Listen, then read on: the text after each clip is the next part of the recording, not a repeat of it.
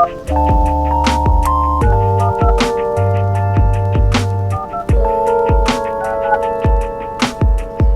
spot are you in? I'm in 4. We'll be out as soon as possible. Thank you. So I called myself going to this park, and just for like a few minutes, just because it looks pretty and I just want to go over there and just kind of like sit and clear my mind. But I'm lost. I have no idea how you get in there. So I'm just gonna park anyway and just sit for a minute before I log back into work, because picked up groceries on my lunch break, and I have a really big project that I'm the lead on, and this is like just all new to me, so I'm a little stressed every single time I log in for work. And yeah, so I just needed a little minute. But anyway, while I'm sitting, because I'm gonna have to leave soon, I really have to use the bathroom, so I'm gonna have to go home soon. But I just wanted a change of scenery, and while I'm sitting, I wanted to kind of talk about something I saw online a few days ago, and she was saying, writing out like her affirmations or whatever. I really wish I remember who said that. Like, I wish I remembered who said that, but I can't right now at the top of my head. But she said something that was kind of like, like, you know, it just hit me. It was so profound to me. And she said, I don't have to struggle to be relatable. And it was a Black woman that said that. And I really don't feel like that even needs a long, drawn out, you know, explanation or discussion behind it. Like, all of her affirmations were basically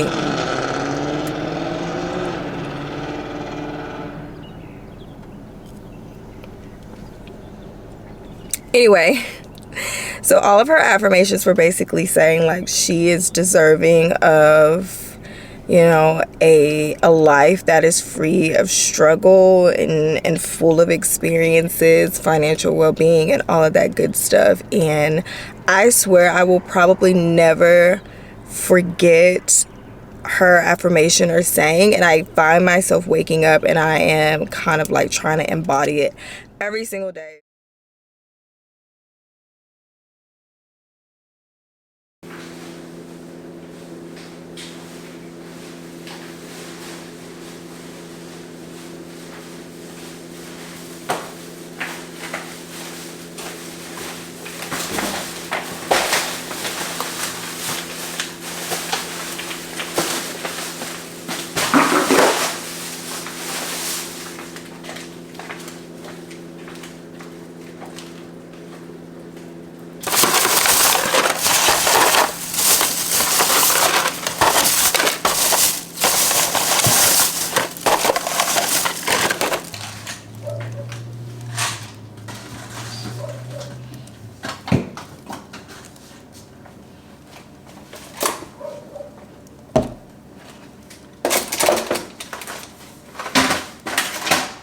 All right, it is what?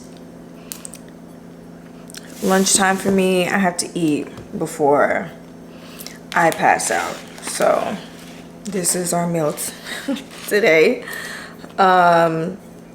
Just ham, bread, and salt and vinegar chips. If you know, you know. Salt and vinegar chips, they're gonna do it every time. And then the sweet gherkins, I'm lazy and I don't want my bread to get mushy, so I'm about to take this whole thing to the couch.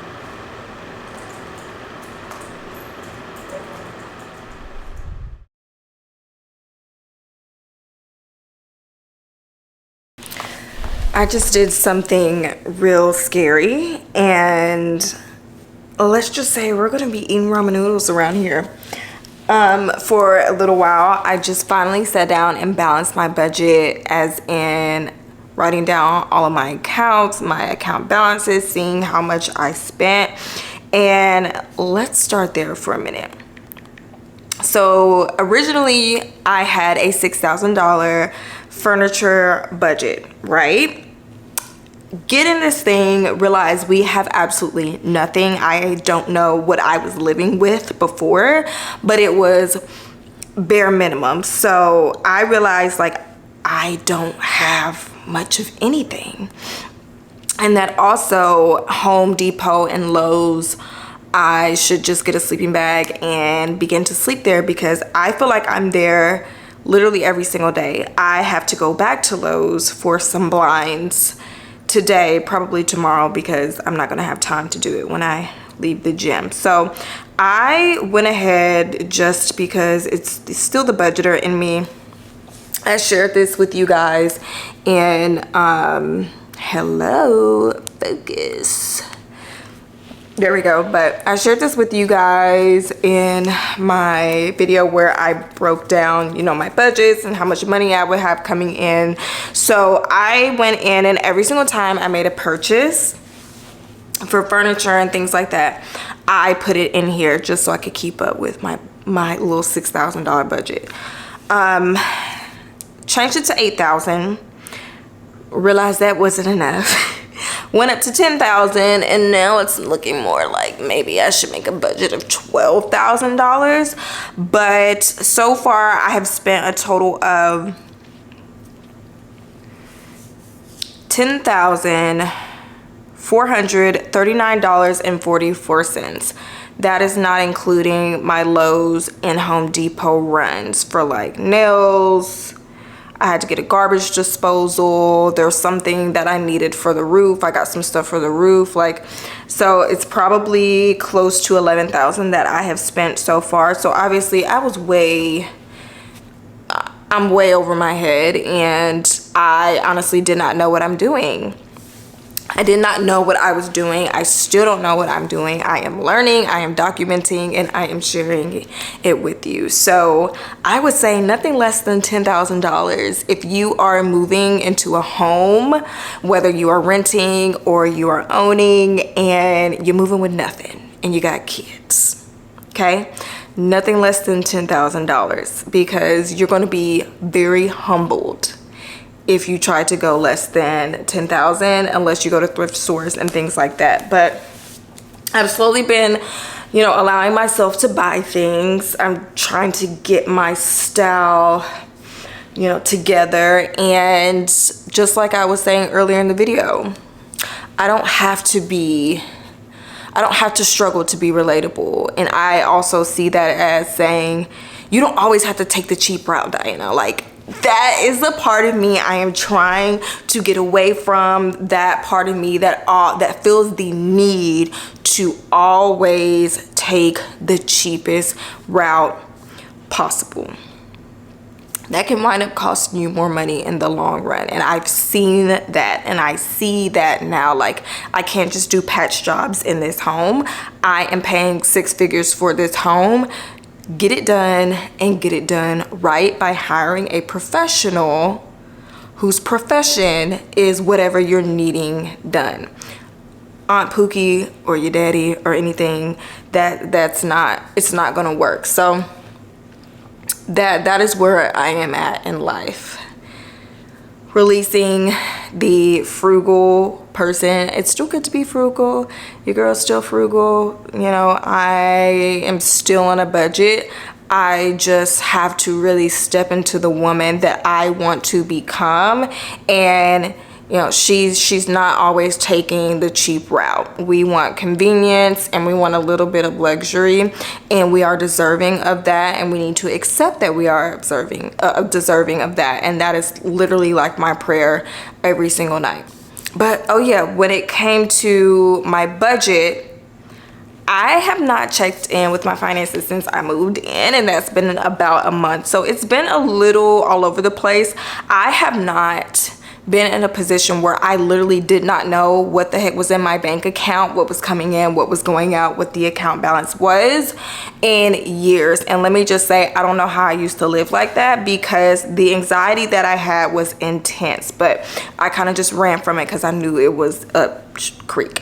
So first thing I did, and I will put a template up of just kind of how I broke it down on the screen. There's no rhyme or reason why I did this. It's just what was easiest and most convenient for me right now because I'm kind of busy. I put down all of my account balances in the main accounts that I use, my credit card balances, because to me, cash is great, but credit is king, and I've seen the light now, and so I really want to use the majority of my credit cards. I haven't really been using my debit cards for anything, and that's because I want the cash back and I want to get my credit back up, because it did take a bit of a hit. And when I say a bit of a hit, a big hit, because I got a house and I got a car, and I am trying to get a semi truck soon. So I've been using my credit cards just to get my credit back up. So I wrote down all of my credit card balances, including those that are pending, and then I wrote down the transactions that I was needing to make after I saw the money that I had to work with and how much I owed on my account balances. So between the paycheck that I have right now and the next paycheck, I kind of have to divvy up how I am going to pay off these credit card balances. But it wasn't as bad as I thought it was going to be, which is like the best feeling ever. So I got one paid off, American Express, today. Discover will be paid off next paycheck, which is next week. And then Capital One's looking a little sad, but she'll be paid off next paycheck too. And then I have some transactions that I am needing to move around, because I went ahead and took everything that I needed out of my Ally savings, just because I don't want to get hit with like those withdrawal limits. They are refunding them right now, but it just doesn't look good to have all of these withdrawals out of the savings account. So I just pulled that out. I took the difference between my previous rent and my mortgage for 12 months and put that in my bills account, so I can keep my budget the same when it comes to, you know, the rent or mortgage side of it. And then my kids have summer camp, so I'm paying for my kids and my niece, so I just saved up enough for the whole entire summer, because they got to go, and put that in my bills account too. So that was 2 transactions that I had to make, and then the rest were just making payments to my credit card. It is the 27th, and I never thought I would be so excited, but I am so excited to make my first mortgage payment. I'm excited to make my first car payment. I don't know, I just feel like, you know, I'm a big girl now. And I'm really doing this thing, even though I'm scared and I don't really know what I'm doing, and I have a whole lot of fear, and I'm like, what if this happens? What if that happens? What if I lose this income source? What the heck was I thinking? This mortgage is super high. I got kids to take care of. The kids need clothes. They need summer clothes. They're going to summer camp. I'm owing so much money on their lunch balances, lunch account, you know, and things like that. Like every single day, these are the thoughts that run through my head, and every single day I'm having to remind myself, like I got this, you know, I got this. So anyway, I will catch you guys in the next video.